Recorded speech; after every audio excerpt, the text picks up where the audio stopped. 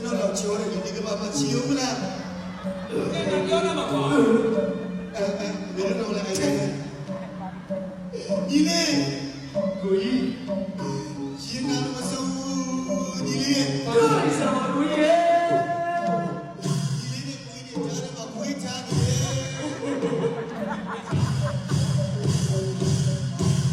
ဘာမှတေးသေးကြီးလည်းပို့လိုက်တာဘယ်ဟာကဘူးညီလေးကိုကြီးနဲ့ဘဝရချတယ်ကိုကြီးဒီလိုတော့ပြေးတော့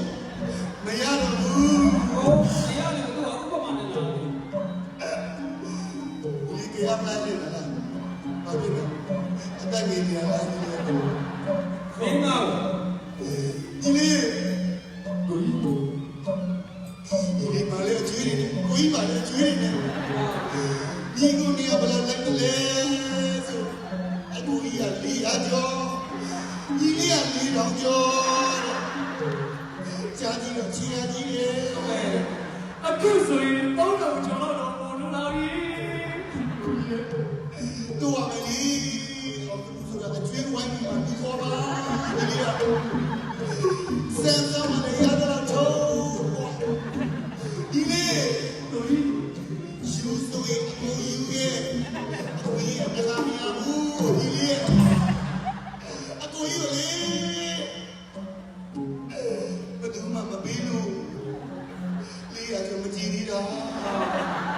ကိုကြီးကကြီးကုန်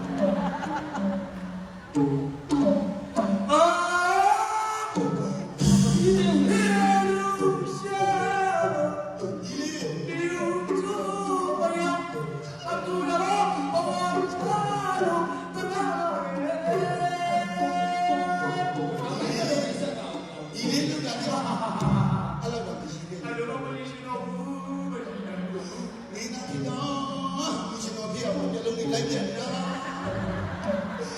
ဒီဘဝတော့ကူနေပြီဘယ်နှခါတရားမှာတော့ကိုကြီးဒီအကူကြီးပေါ်စတဲ့လာနေမပြောဘူးဘာလို့လဲဘယ်နှခါပြောမလား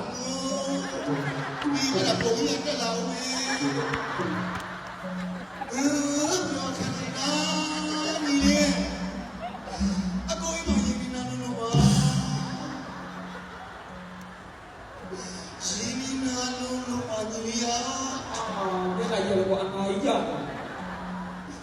ဒီလေးတော်ပြီကွာမတန်းပိုက်ကြီးနေတယ်ဘယ်လိုလဲ